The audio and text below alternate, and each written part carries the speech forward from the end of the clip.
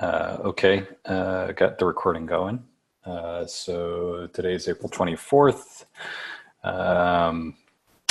Sharing the agenda and screen just so we have a place to talk from. Basic thing we'll first start with is the persistent links to kind of talk about how the week has been going from a quality dashboard perspective. So current numbers are at 1425. We've still got technically 4.5 business days left in the month, so we're a little bit light, relatively speaking. I went through the numbers. I think I targeted roughly 1,700 for this month of MRs based on a kind of prediction.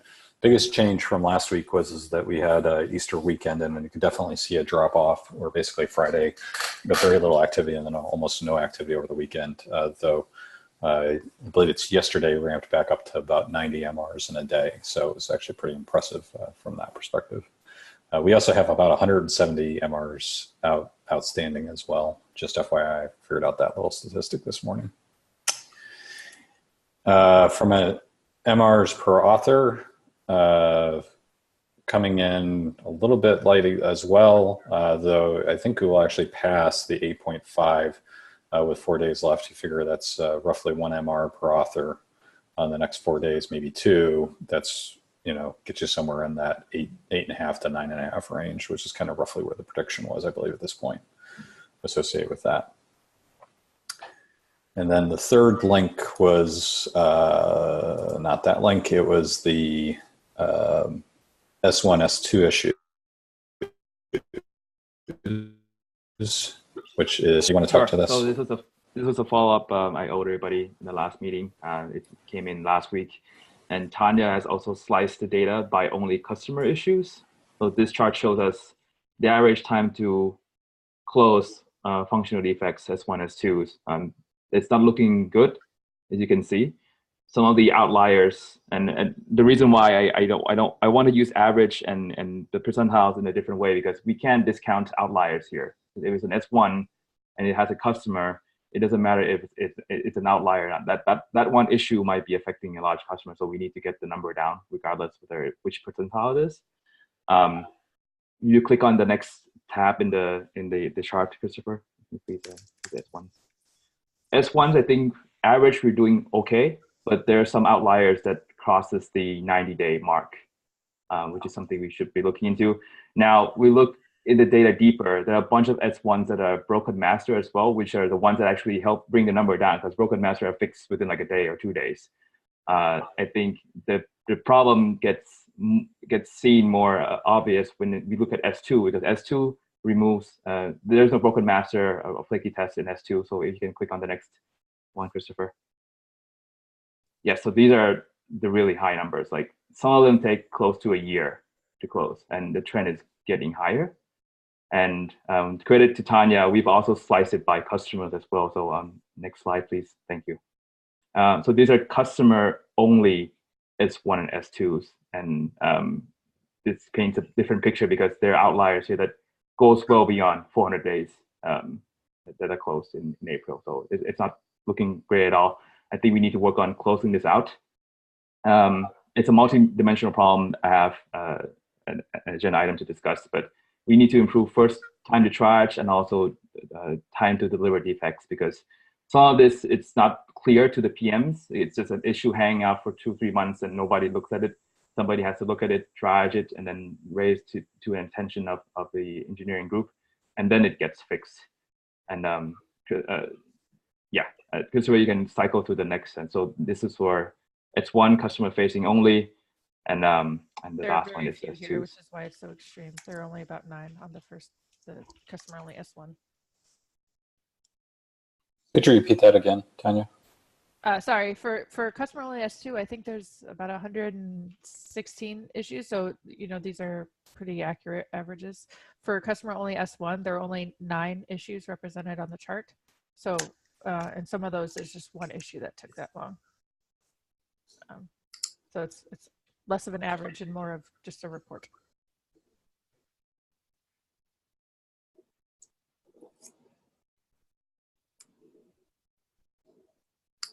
Okay. Yeah, it's interesting. Like the fact that we only have 9 customer S1s, but then we have 116 S2s over a 2-year period. That's what, roughly 5 a month. So disclaimer, Five a there are release. also issues that do not have a bug label with a customer. Yes. So we're with Yeah. issue 15 here. And we can do another sweep by, let's just look at issues with only the customer label and with a bug. Because I'm pretty sure that people aren't using severity and priority religiously as industry standards. So it could be that we're missing a chunk of the data that's not filtered by priority and severity here, but we need to look into it. That may be something that Tanya can help take on in the next week. So Okay.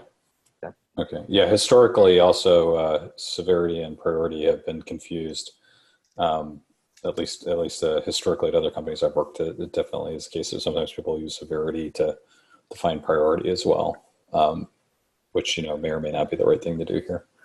That was kind of my initial question was going to be is whether or not S1s are really S1s, because the fact that we had one open for over 2 months, it seems like a very interesting case from that perspective. But that's not a customer only S1. Yeah, customer only S1s as an example. Like the fact that we have ones open for 2 months, it seems like that would be, but we only had 9 customer related ones. So these are internal generated ones, right? Or community generated ones, I guess, would be the other possibility. Is that correct? Yep. So I guess that's the question. Is it easy to slice the data community versus internal? By community, you mean other people filing it? Yeah. Or so not a customer. I mean, I guess if it's outside the company, is it considered a customer? I see. That's a question. I think we can. We just need to filter out the reporter handle and then remove anyone that's not in the GitLab org group. Okay. Okay. Eric, do you have any thoughts? I was typing a different email where you guys were talking, so let me just make some response to what you're talking about. So you're talking about severity versus priority and how they're linked? Yeah, we're talking a little bit about that, but then we're also talking about the fact that, we have a lot of S1s, a lot is a relative term, I should say, but we have a number of S1s that, are taking upwards of 2 to 3 months to get resolved. Yeah, so my question there would be, what's the interiority of that? Is it takes 2.5 months to get prioritized and 2 weeks to execute, or is it really taking that long to execute? That's a good question. I think it's a combination of both. When I dug into the issues, there are issues that takes 10 months to prioritize until it gets into the phase of a PM and EM. Okay. That's something we definitely want to have a handle on before the next product development meeting, Mac, that you're going to join. Mm-hmm. Because we want to make sure, like, engineering owns what portion of this, product management owns what portion of this. And so if it's both, fine. If it's one or the other, fine. We just need to make sure we know. So diving in there and parsing the two is going to be really important. Got it. Maybe this is a question for Clement, but is there a way to get data on an issue where do we look at only activity feeds when things have been prioritized? Like if you look at an age of an issue, like where can we look at, hey, this is like ideal time, and then some activity happened with this label, and then from that it gets closed. Is there a line I can draw from some? You're saying like determine the time between when a label was assigned and when activity happened after that? Yeah. Not that I'm aware of. You'd have to manually scrape that data. I see. Is there any APIs, maybe any APIs that we could do here, or? I'm not aware of any. I don't think they have that many APIs that support that kind of advanced reporting. Okay. Eric, can we just look at the one that are really taking long and then just look at each issues individually and call them out? Yeah, that's So- a good way to do it. I mean, we'd want to be clear, like, hey, we took a sample, it's 5 Yeah. of the longest standing issues, and here's what we found in each one of these cases. And, if you find a trend, great. If we don't find a trend, then we probably need to keep digging. It might also be worthwhile at that product discussion to mention that, having an API to either pull this data out so that we could get that information. Yep. Or and we've talked about the spec as event-based, or, getting it in the product as a priority would be a piece of it that's important. I think I talked to you about event-based. I know I might be confusing discussions. I know I talked to Victor about that at one point. We were discussing this, and I thought you were involved in those conversations, but I could be wrong on that. Okay, I'm taking action items in the agenda below. Okay, cool. All right, so that covers the persistent links. Let's go back to hypothesis. So I was going to review here: red, black, and green. Black are the ones we want to look at and see whether we have any updates associated with them. Red and green are done. And when we say green done, does that mean we've confirmed it, or does it mean we've confirmed it and we've intervened based on that? Green is done. It's an official predictive theory. Okay. Highest confidence. It is not we've intervened or going to proceed on an action. Okay.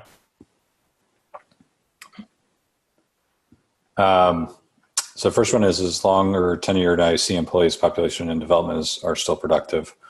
Whereas many production has gotten less productive. I haven't had time to spend on this. Yeah, I got data from Brittany on this, but I haven't been able to pull it together into a chart. Okay. I'm happy to have that for next week. Okay. Can we just record that action for next week? So.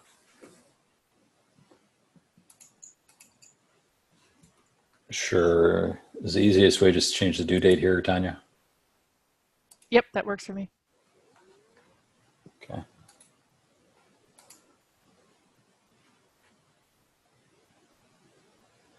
And then number 7, ratio of maintainers has dropped over time, negatively impacts MRs.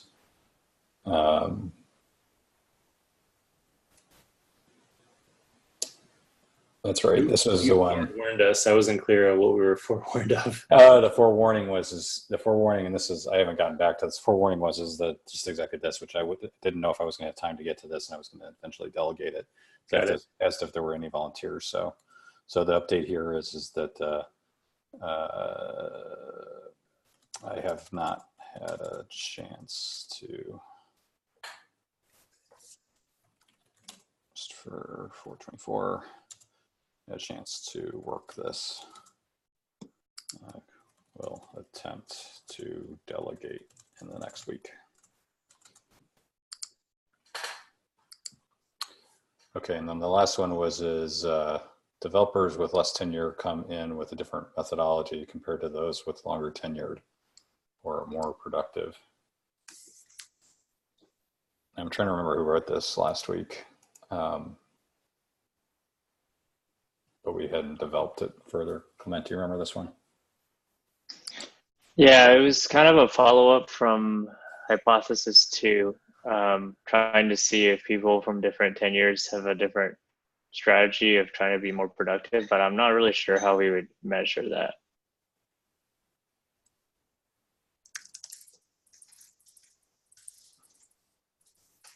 You want to try to think about it and report back next week? Sure. Okay. All right. Let's see here. So what I want to do here is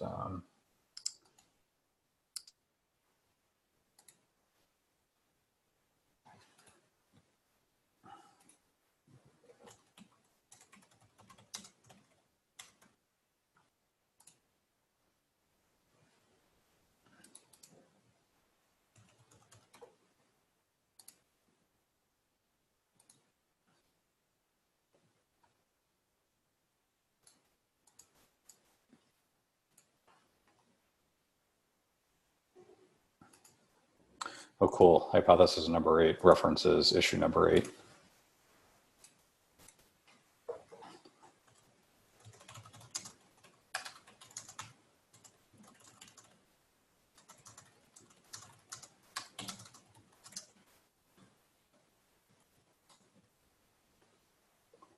Okay, so we got that one in there.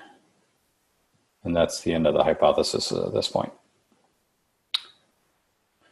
Okay, so I got the first next item, which is basically if you go back to the 15th, we're definitely projecting down a little bit. Primarily, you could see a definite drop off at the end of the week based on that. If I look at those from those percentages, it looks like we're running roughly at a 65% OKR goal, depending on which way you want to calculate it, based on that. Questions on that? And then the next one is around the OKR measurement. So I was wrestling this yesterday because we talked about this in our one-on-one, Eric, where basically, we're talking about the improvement. So we measure the improvement as the calculation of our MR. So you really have to wait till in some ways you have to wait till the last 2 to 3 weeks, 2 weeks to see any kind of change in the OKR, just from that perspective. You can see how you're trending, but if you want to report on it, it's not really official until you actually get through it. Sales models have a different model, which is they build it in and then they show the total amount. So then the OKR is gradually increasing over the quarter based on that, and you have a rough idea of where you are relative to that. And I didn't know if that was a better way to calculate this because of that, or if we wanted to reflect the fact that it was just the incremental in a given quarter.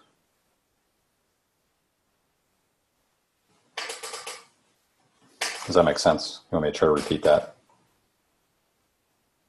I was muted. We score the previous quarter's OKRs in the first 2 weeks of the next quarter. So that actually gives time for that data to come in and for it to be complete, if that's what you're worried about. Like, we don't have to score it on May 1st. So I don't know if that solves part of your problem. I don't know if it's the timing of it. It's just in the one case, what you're scoring the OKRs is just on the incremental ad. So you could look at 0, like you would expect 0 to be throughout the quarter. Like, you can't say, oh, we've got 20% of this done, right? From that perspective, you can say whether you're trending in a positive or negative direction relative to it, but you can't score it along in the quarter. So it's not the exact timing of it as much as it's hey, in the first month, you're so far behind a 3-month accumulation that it's, like I said, you can predict it, but you can't score it. The way sales gets around this is they include it from 0 to 100. So basically they build it up to it. Let me make sure I understand that. So we score based on how much we approved. That is, if we plan on 10 and get to 12, then that's 100%. 11 is 50%. So if these are real numbers, like we knew we were at 8, our plan was to get to 10, and we're at like 9.5, right? Right. Okay. So if we say, plan on 10, and I would say, this is an overachievement, I'd say we get to 9.5, then that's 75% of an OKR. That's how I've been thinking of it. And I think the big open question to me was run rate or total, and I was comfortable with the run rate. Meaning we exit the quarter having demonstrated we've raised the rate to that, but of course, if over 3 months we have a diagonal line up to the right, we've only got half the area under the curve. So we've actually only got half the productivity of if we were at 10 for each of the 3 months, but we're exiting at this new rate, and we can presume we're going to do that going forward. So I'd say the run rate is fine. So I think 100% would be as if in the last week or 2 weeks of Q2, if we're at 10 MRs on average, then that would be 100%.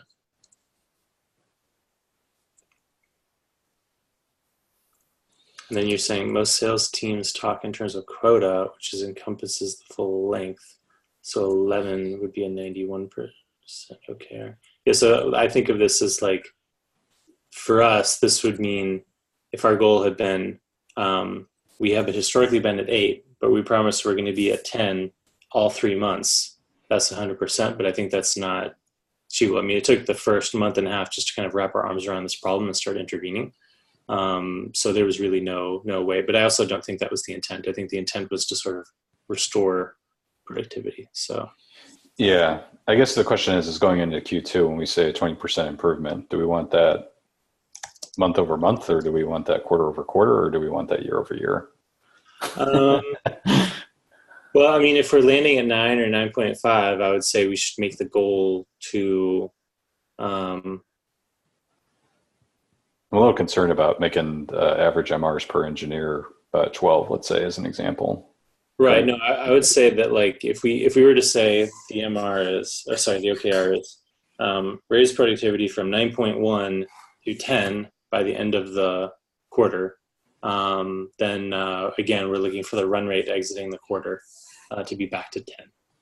10 is the most we've ever done, and we definitely weren't hiring at this rate. And I think one of our hypotheses confirmed that, yes, there's an inverse correlation between our hiring rate and our productivity. So if we get back to 10, I think that's a realistic ceiling. Okay, so then maybe that's the right answer is average MRs per author is at 10, but then we see a throughput productivity increase of with a run rate 20%, comparing let's say last month to last month. Well, this whole like OKR based on the percent thing has gotten us into trouble, right? Because then you're measuring a percent increase, but then scoring the OKR is 0 to 100%. So it's like a percent of a percent, and that just gets confusing. So it's actually much easier. And the other thing too about a percent is we've been bad about establishing our baselines. And this happened in the GitLab.com cost working group too. We saved $3.7 million, and it's taken 2 weeks to figure out what our percent savings is, because we never actually established what our old spend was. So I would just say, raise average MRs from 9.x to 10.0, and then score as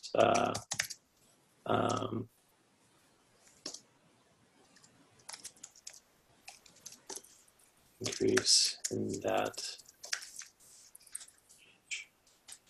I think that just simplifies everything, because we make clear like what our starting point is and what our goal is, and the percent is just the interpolation between those two.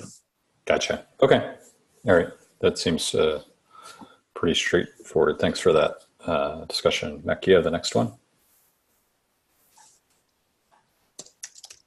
I was on mute. Just to iterate on the discussion earlier, the time to resolve S1, S2 is not directly to what we promised in this working group. But I think it's important that this group needs to be aware.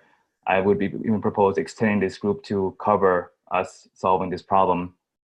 And it's a multi-dimensional problem. I listed 2 examples here. But the first one is when the first triage is delayed. The second one, this is where a PM actually commented on the bug 10 months ago. And this is an S2 that took like a year to close. So I think it's a combination of both. We need to improve both first time to triage and then raise awareness for PMs and EMs to deliver the fix. And the sheet is linked here. So I think we already went over it, and I need to go over this again. Going forward to the next action item. So I'm going to take a look at the long-running samples and list out what are the occurrences or types of offenses that we see. And then the next one is looking to separate out issues filed by community and an employee, and separate those out as well. Discussions? Yeah, so if no one objects, I'm comfortable expanding if you want to include this. So the way I would propose it, though, is you get an MR up to update the working group charter and include this in it. So, and then we finally solve the not cross-functional nature of this working group. Yeah, maybe as part of that MR, you find and elect a director of product management to engage them in this conversation. Agreed. I also think one stakeholder from support is also important, because they see these issues, and I think improving first time to triage is a collective effort. rely on only quality. We need engineering as a whole to improve the time.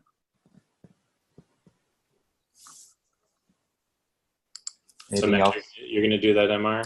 Yep, I'll do that MR. Christopher can review.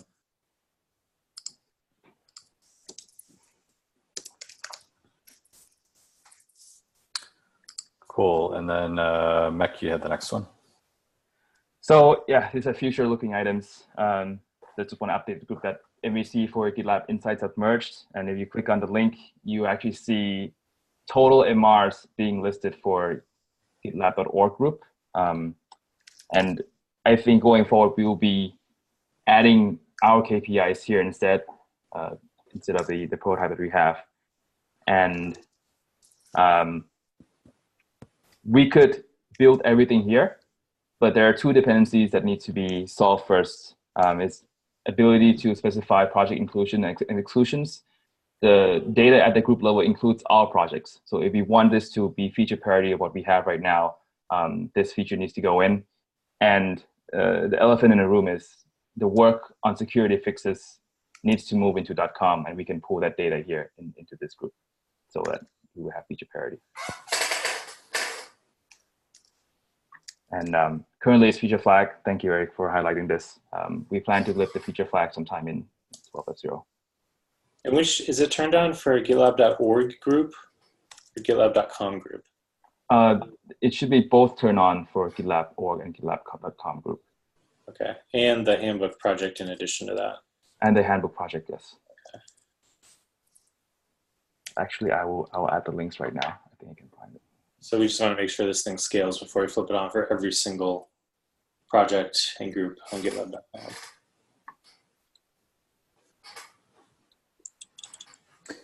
What do you think the timetable is for the inclusions? I don't have a date yet. It's still being subbed out by Remy.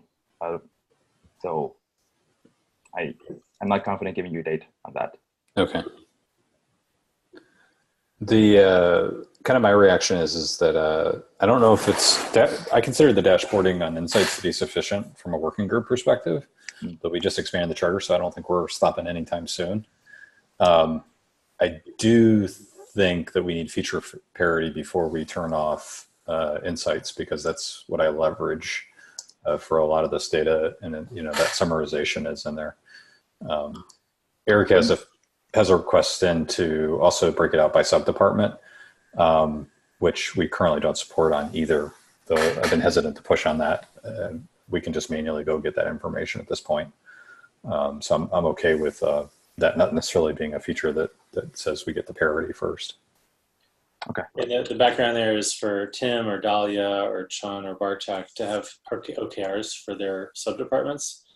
Today, they basically have to manually aggregate all the different groups reporting up to them versus just having it there and be easy. That might be okay, but it's definitely a little bit more work. So it would be ideal to have that automated, but it's probably not the highest priority thing in the near term. Though, if Insights starts breaking and those kinds of things, then that's, more motivation for us to get parity within the product and use that from that perspective. But let's see what the timetables are before we make an evaluation of that. Other than you probably want to turn off Insights sooner than later, I'm guessing. Sorry. To be clear, because I'm not proposing we tear down. Let's not call it GitLab Insights. Let's call it a quality dashboard, because it's getting confusing. GitLab Insights is now a native feature, right? And then I'm not proposing we tear down the quality dashboard anytime soon, obviously, because that's the production instance that everybody's looking at. But I think we need to make progress on migrating and making this a GitLab feature and not have it be a sidecar. That was my intention. Yeah, maybe this is, I agree with you. I think we're having an agreement. I think if the feature isn't getting prioritized from a product perspective, I don't think we use Insights teardown as the presser for that. We just say that we're not at parity yet for what people would expect. Because I think both of the things we're asking for are really reasonable, at least certainly from a viability perspective. Okay, cool. There's an incentive for us to move, though. You don't have to deal with database sync anymore because it's real time. That's Actually, the database sync makes me look at it every day because I know when the numbers are coming in. So, so actually, yeah, I get the real time, but like real time's when the action is slow enough, real time isn't necessarily as required as you might expect. You'd be surprised. Let's put it that way. Anyway, cool. Anything else on that topic, Mac? No, thanks. All right, and then the last one is around review exit criteria, which I'm going to click on the link to expand. That looks like Eric's going to expand this as well. So probably the biggest one is we put an exit criteria of 20% increase in development department throughput. It feels like we need to do an MR update relative to that because it feels like we're seeing an increase, but we're not seeing it at that percentage. And we're actually changing the terminology a little bit there from a goals perspective. We have defined KPIs. We haven't defined what the success criteria of those KPIs are. So we have a little bit of work to do there as well. And then we have the training from that perspective, which I don't think we've even started on that work. So that's probably the biggest one that I'm thinking about from that perspective. Well, we have KPIs, right? Like we have the doc and we have a metrics review. They're not at level 4. That's ultimately, and the level 4 piece is not actually that far. What I'm saying is yes. So to answer your question, yes, we have KPIs. What I'm saying is they should be at level 4, which is we got to establish what the metric is. And I think we're pretty close on that. I don't think we're less than a week away from that for our high level KPIs. So I feel like number 2 is pretty well in hand. It's really number 3 that's probably the one that we need to get cracking on next. And do we still feel strongly that makes sense? Because we've accomplished a lot just sort of like broadcasting from this working group. But do we think it'll be a lot more effective if everybody's got their dashboard and they're making their own local optimizations? Clement, do you have a thought on that? Do you have a sense for that? I think that having the dashboard would help people kind of get around and wrap around this idea because it's still a fairly new concept for managers to kind of take a look at. So I think that would help. Yeah, I think it's getting broadcast out, but I don't necessarily think it's being picked up as well as it would be through a training necessarily. Even if it's like a short video to say, here's the different pieces of it from that perspective. What's your thought process around cutting back on that? You think it's just we're being effective in communicating it out at this point? Eric?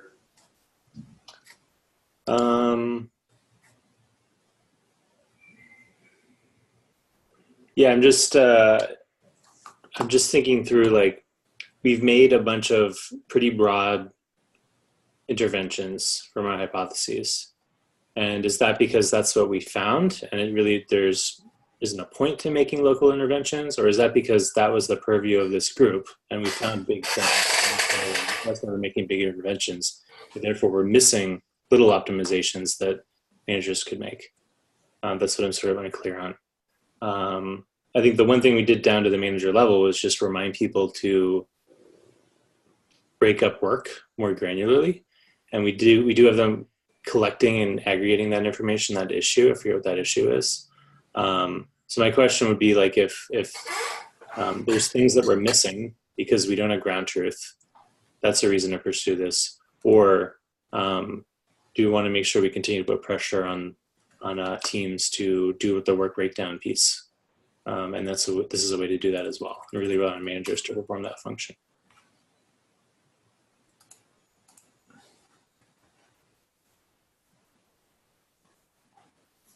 And I'm just pressing on it because, like, we wrote this exit criteria and it was like, we don't know what we're doing. We need something. Oh, the rule of 3. You know what I mean? So we put that in there, but I just want to make sure it's like it still makes sense. I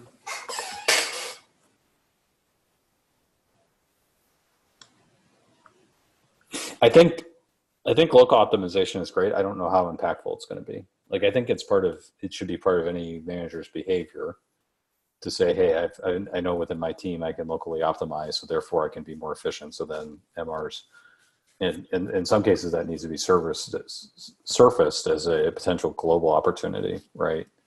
Yeah. But I don't know necessarily how you'd quantify that. Like it wouldn't necessarily be like my suspicion is, and this is a suspicion, is that the amount of times that people would actually surface something and it would actually be that impactful beyond the local optimization is pretty low. Well, let me ask it this way: are we going to give each engineering manager in development an OKR to raise average MRs or to raise overall productivity from X to Y? We certainly are from a sub-department perspective, right? Where we have that kind of listed out from a methodology perspective. You mean we'll have it at the directors will have those OKRs, but managers won't? Is that what you mean when you say it's sub-department level? I haven't asked them to, and I haven't dictated to them one way or the other. So that's the reason why I'm saying I know that it'll be at the director level. Well, yeah. So my point was, I guess if we're going to do it down to the manager level, if we're going to ask people to take on those OKRs, we should definitely give them a dashboard and train them how to interpret it. Okay. I would certainly want that if I were in that position. So if I was being asked to manage to a number, I don't like to fly blind. Okay. All right.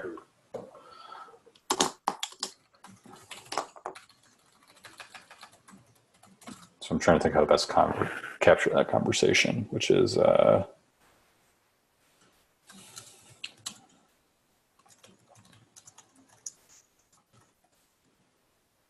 say manage managers to an MR performance metric, and if so, then think in terms of training so they understand how to interpret, manage the metric. Okay, that's fair. Let me do this. Let me take an action to talk with the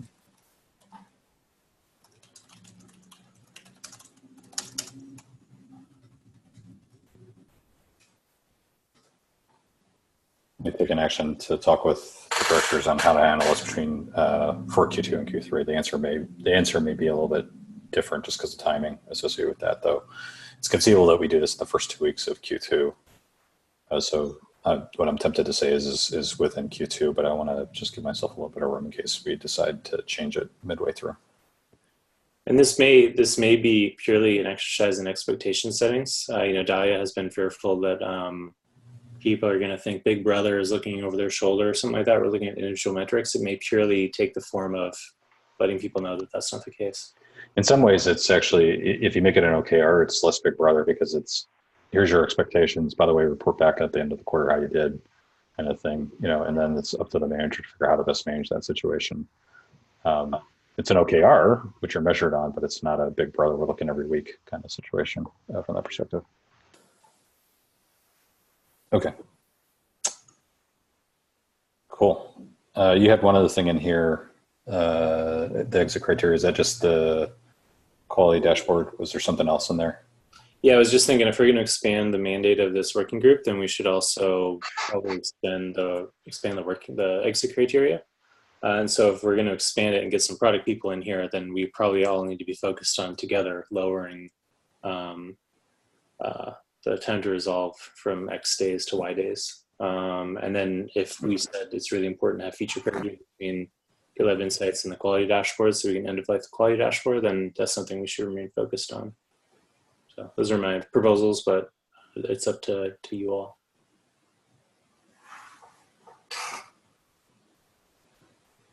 All right. Any other topics I missed? All right. Thanks all.